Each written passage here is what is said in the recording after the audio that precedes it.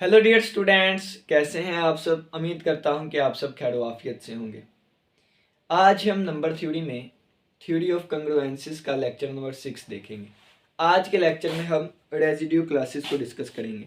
तो copy pencil निकाल लें, नोट्स बनाना स्टार्ट करें। किसी के पास कॉपी नहीं है रजिस्टर निकाल लें, रजिस्टर नहीं है शीट्स निकाल लें, शीट्स नहीं है तो बाहर से घूम के कोई पत्ता ही ले आए, उस पत्ते के ऊपर लिखना स्टार्ट करें। लेकिन लिखना लाजमी है, क्योंकि लिखने से हमें कोई ना कोई चीज़ याद रह जाती है। रेजिड्यू क्लासेस,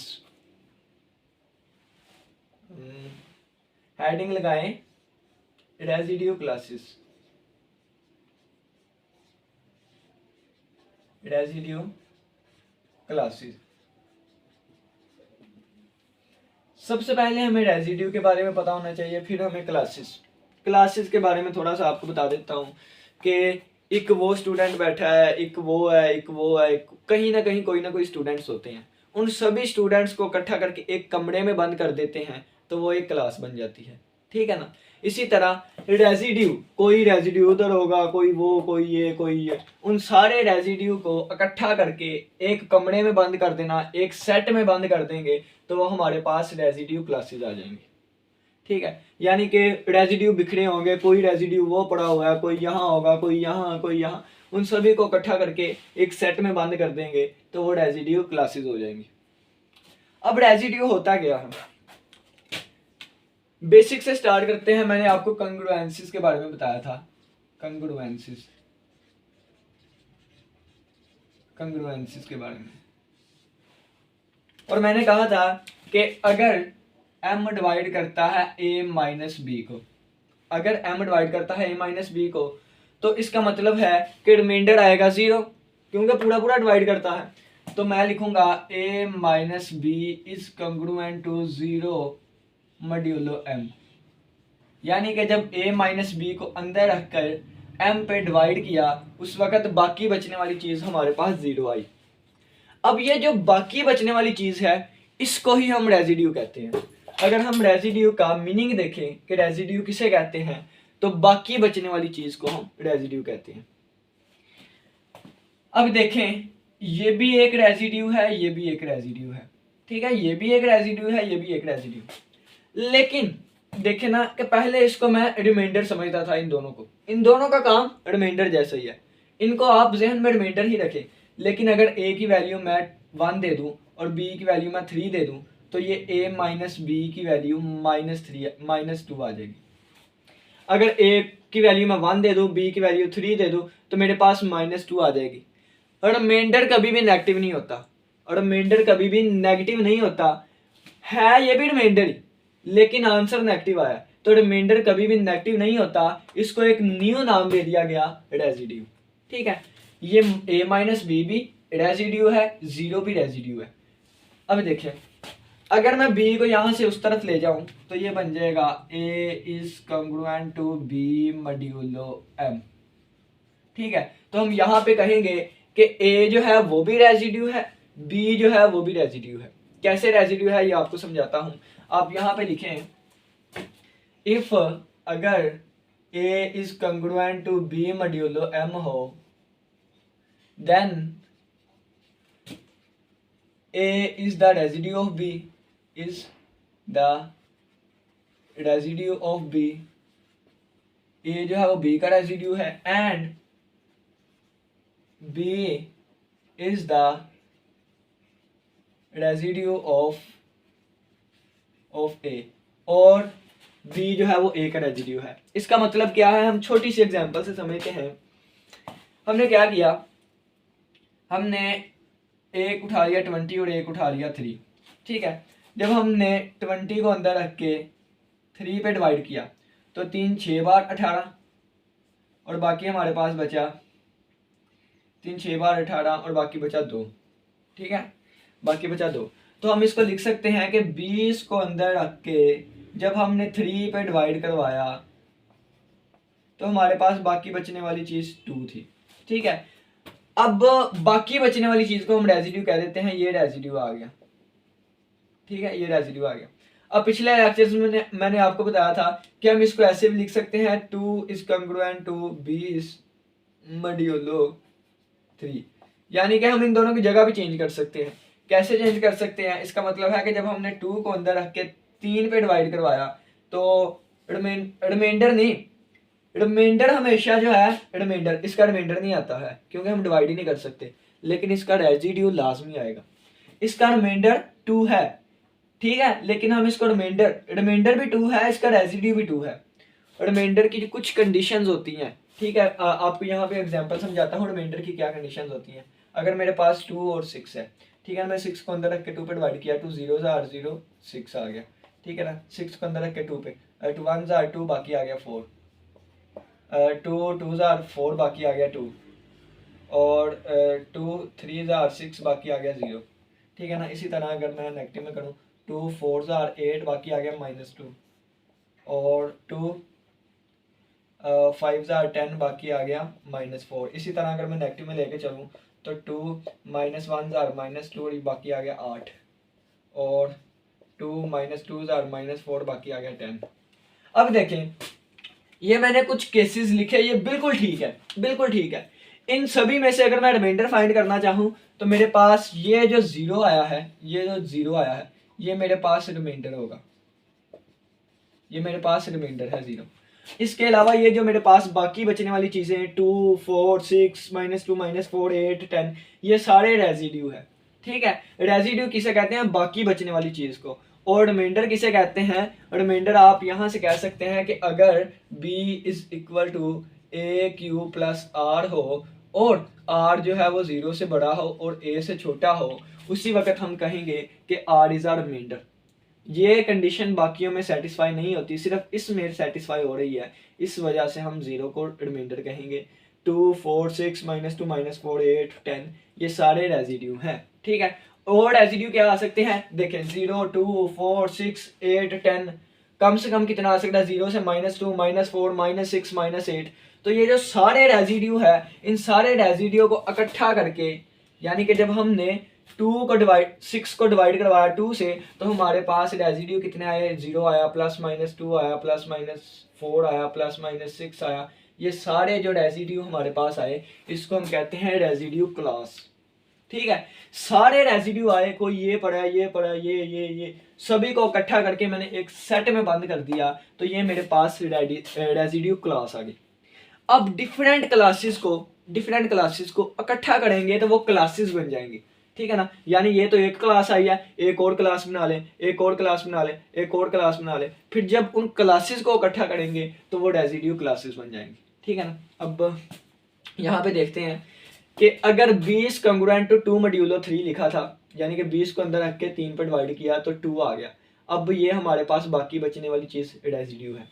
अब देखें, अब मैं इसको ऐसे भी लिख सकता हूँ, क्योंकि हमें पता है A is the residue of B, B is the residue of A। इसका मतलब है कि जब हम A को अंदर रख के M पे डिवाइड करवाएंगे तो उस वक्त बाकी बचने वाली चीज B होगी। हम इसको ऐसे भी लिख सकते हैं, कि जब हमने B को अंदर रख के M पे डिवाइड करवाया तो उस वक्त बाकी बचने वाली चीज A है, ठीक है। लगी बात की समझ? जब A को अंदर रख के M पे डिवाइड करवाया तो बाकी बचने वाली चीज B, जब B को अंदर रख के M पे डिवाइड करवाया तो बाकी बचने वाली चीज A, और बाकी बचने वाली चीज को हम रेजिड्यू कहते हैं। तो A is a residue of B and B is a residue of A, ठीक है। अब देखें, अगर ये चीज है तो ये भी है। यहाँ पे A is a residue of B, यहाँ पे B is a residue of A, यहाँ पे B is a residue of A है, तो यहाँ पे हम कहेंगे A is a residue of B। ये देखिए, जब हमने 2 को अंदर रख के 3 पे डिवाइड करवाया, ठीक है, 3 पे डिवाइड करवाया तो 3 6 बार 18 और माइनस के साथ मल्टीप्लाई करवाएंगे तो 2 इसका साइन चेंज हो जाता है, 2 + 18 आंसर आ गया 20। यानी कि जब हमने 2 को अंदर रख के 3 पे डिवाइड करवाया तो हमारे पास रेजिड्यू कितना आया? 20। इसको रिमाइंडर नहीं कहना, इसको रेजिड्यू, ठीक है। तो ये हमारे पास रेजिड्यू का कुछ कंसेप्ट था जो मैंने आपको बताया कि रेजिड्यू की अगर डेफिनेशन पूछी जाए तो आपने कहना है कि अगर A congruent to B modulo M है तो A को हम B का रेजिड्यू कहेंगे, B को हम A का रेजिड्यू कहेंगे, ठीक है। ये थोड़ी सी एग्जांपल दी। रिमाइंडर सिर्फ ये है क्योंकि जो चीज़ इसको फॉलो करती है ना, डिवीजन एल्गोरिथम को फॉलो करते हुए जो हमारे पास बाकी बचने वाली चीज है उसको हम रिमाइंडर कहते हैं। ये डिवीजन एल्गोरिथम है, ठीक है। और उसके अलावा जो बाकी बचने वाली चीजें हैं वो कुछ भी हो सकती हैं और उनको हम रेजिड्यू कहते हैं। और उन सारे रेजिड्यू को एक जगह पे इकट्ठा करके सेट में बंद कर देना, वो एक क्लास बन जाती है। और डिफरेंट क्लासेस ले हम तो वो हमारे पास रेजिड्यू क्लासेस बन जाती हैं, ठीक है। एक और एग्जांपल लेते हैं इसका रेजिड्यू क्लासेस के ऊपर। उम्मीद करते हैं यहाँ तक समझ आ गई होगी, इसकी भी समझ आ गई होगी। इसको हम मज़ीद आगे लेके चलते हैं जो कि आपकी बुक पे लिखा हुआ है वहाँ से, ठीक है, ताकि आपको समझने भी आसानी हो। चलें जी, आपकी बुक पे लिखा हुआ है अगर m एक पॉजिटिव इंटीजर है, यानी कि हमने m से डिवाइड करवाना है तो m 0 तो नहीं हो सकता, ठीक है। और हमने एक पॉजिटिव इंटीजर लिया। आपको पता है m जो है वो कोई भी फिक्स्ड पॉजिटिव इंटीजर होता है, फिक्स्ड पॉजिटिव इंटीजर। अब आपकी बुक पे लिखा गया है कि अगर हम m से डिवाइड करें तो बाय यूक्लिड्स एल्गोरिथम, ये आ गया। एक मिनट जी, एक मिनट।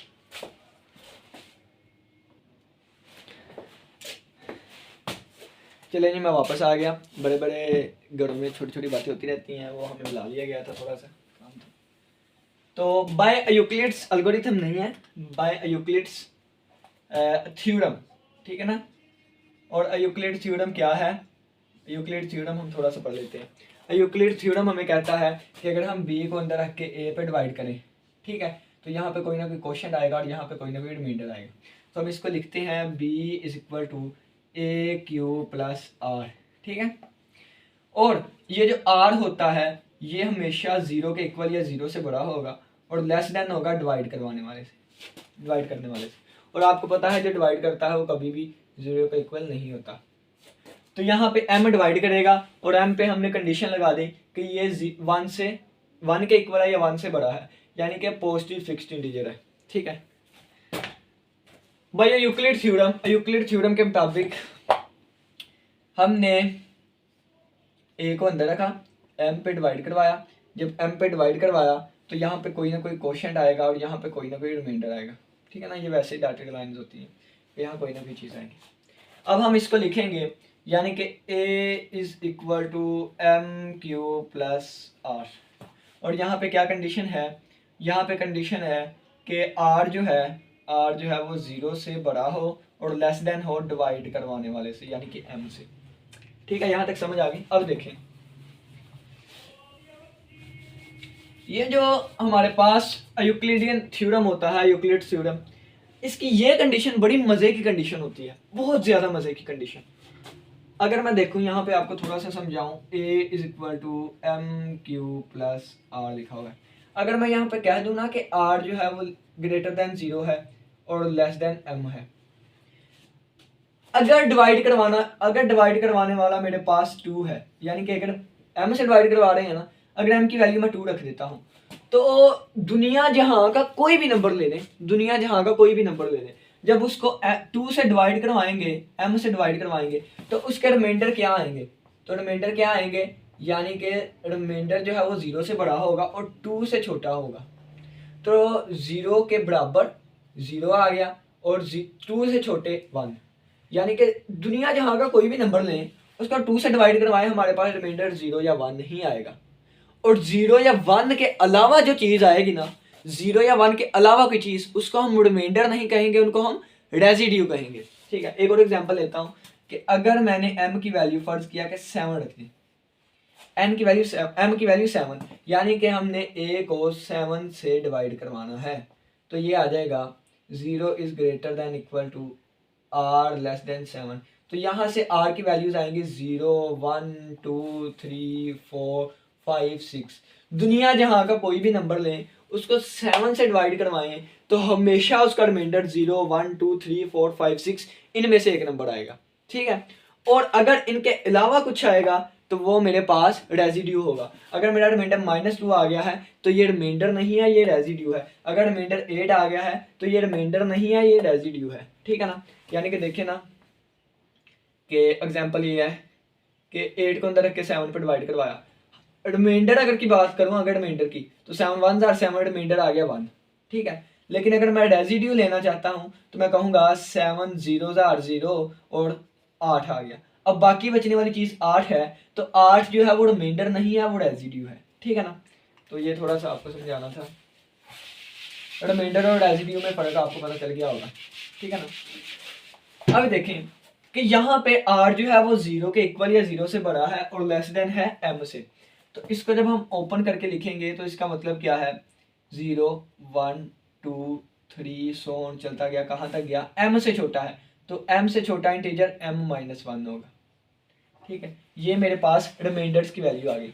रिमाइंडर जब हम किसी नंबर को m से डिवाइड करवाएंगे तो m से डिवाइड करवाएंगे तो वो ये इसको फॉलो करेगा। अगर m की वैल्यू मैं 2 कर दूं, m की वैल्यू 2 कर दूं, ठीक है, तो यहाँ पे रिमाइंडर की 2 वैल्यूज उठा लूंगा। अगर m की वैल्यू मैं 3 कर दूं तो हमारे पास रिमाइंडर 0 1 2 आ सकता है। अगर m की वैल्यू मैं m ही कर दूं तो मेरे पास रिमाइंडर जो है ये सारे आ सकते हैं, ठीक है। ये था जरा कंसेप्ट। अब नेक्स्ट देखिएगा, a is equal to m q plus r और r greater than equal to 0 है, लेस देन है m से।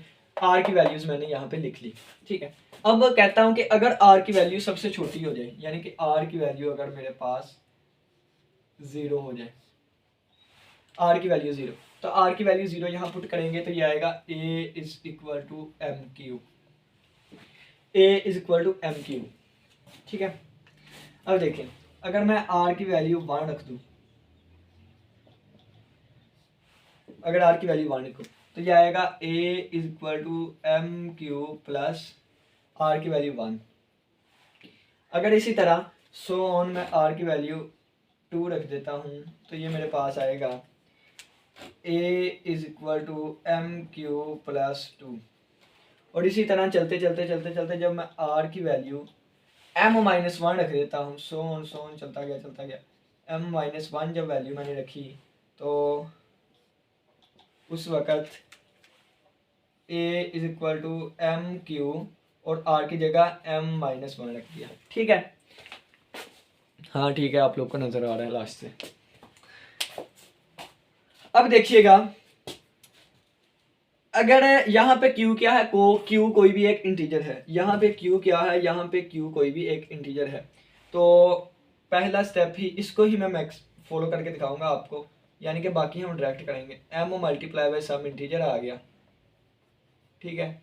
और अगर इंटीजर आ गया तो इसका मतलब है m जो है वो डिवाइड करता है a को, m डिवाइड करता है a को। हम इसको ऐसे भी लिख सकते हैं कि m जो है वो डिवाइड करेगा a-0 को।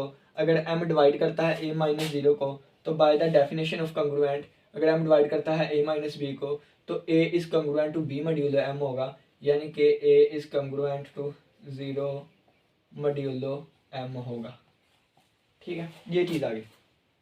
अब देखी जाइए, अब इसको हम लेके चलते हैं, तो ये 1 इधर आके माइनस का हो गया, तो a-1 is equal to m multiply by q की जगह एक इंटीजर लिख दिया हमने, ठीक है। तो दोबारा ये डेफिनेशन यूज की, दोबारा देखें, इसका मतलब क्या है, m डिवाइड करता है a-1 को। अगर m डिवाइड करता है a-1 को तो by using the definition of congruences, अगर m डिवाइड करता है a-b को तो a कंग्रुएंट हो b मॉड्यूलो m के, यानी कि a कंग्रुएंट हो 1 मॉड्यूलो m के, ठीक है। इसी तरह इसका आप खुद बनाएं, इसका आप खुद बनाएं, ठीक है ना। मैं समझाता नहीं हूँ, मैं यहाँ पर डायरेक्ट ही लिख देता हूँ। तो इसको छोड़ दें, m वाला लिख लेते हैं, नीचे वाला नीचे जगह भी कम है, ठीक है ना। 2 3 वाला सो ऑन आप करते जाना ऐसे, जितनी मर्जी आपकी मर्जी है, ठीक है ना। तो यहाँ पे हम m-1 लेके आते हैं, जब r की वैल्यू m-1 होगी। जब r की वैल्यू m-1 हुई तो a is equal to m q plus m-1, और यहाँ से ये सारी चीज़ इधर आके प्लस हुई तो आएगा a प्लस a माइनस, ठीक है ना, माइनस आएगा ना, a माइनस m, माइनस का मतलब और -1, यानी कि ये सारी चीज़ इधर आकर माइनस की हुई, और is equal to m multiply by some integer. तो इसको हम कहेंगे कि a जो m जो है वो डिवाइड करता है a-m-1 को, तो b की जगह -1 है, तो बाय यूजिंग डेफिनेशन हम कहेंगे कि a is congruent to m-1 modulo m है। ठीक है, अब देखें अब यहाँ पे 0, यहाँ पे 1, नेक्स्ट में 2 और m-1, ये सारी हमारे पास क्या आए, रेजिड्यू आए। ठीक है ना, रेजिड्यू आए। अब यहाँ से देखें, यहाँ से कहानी में ट्विस्ट आएगा। ये सारी चीजें हमने लिख ली। अब हम यहाँ से एक क्लास बनाएंगे। क्लास क्या बनाएंगे, अब हम वो वैल्यूज फाइंड करेंगे जो कि इस इक्वेशन को सेटिस्फाई करें। ठीक है ना, ये सारी चीजें लिख ली है ना आपने, नोट करनी है ये 3 चीजें, यहाँ से लेके ये सारी चीजें नोट कर ले। मैंने यहाँ से ये सारी चीज रिमूव कर देनी है आपने। ठीक है ना, ये सारी चीज यहाँ से रिमूव कर देनी है, इसको नोट करें जल्दी जल्दी नोट करें।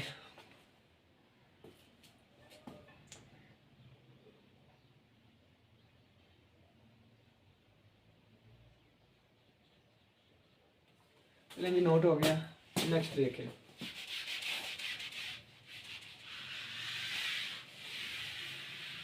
अब देखें, बड़ी काम की चीज है। अब देखें कि अगर मैं m की वैल्यू कितनी रख लेता हूं, अगर मैं m की वैल्यू रखता हूं 4, फर्ज किया अगर मैं m की वैल्यू रखूंगा 4। ठीक है ना, अब एग्जांपल से एक बात समझाने लगा हूं, बहुत इंपॉर्टेंट है। 3 रख लेते हैं, छोटी सी एग्जांपल लेते हैं। अगर m की वैल्यू मैंने 3 रखी, यहाँ पे एग्जांपल से समझते हैं। अगर मैंने m की वैल्यू 3 रखी तो ये बन जाएगा a is equal to 3q plus r, और r जो है वो ग्रेटर देन इक्वल टू है 3, ग्रेटर देन इक्वल टू 0 और लेस देन 3 के। m की वैल्यू मैंने 3 रख दी। जब 3 रख दी तो ये मेरे पास एक सेट बन गया जिसमें वैल्यूज हैं 0, 1, 2, यानी कि 3 से लेस देन और 0 के इक्वल या ग्रेटर देन।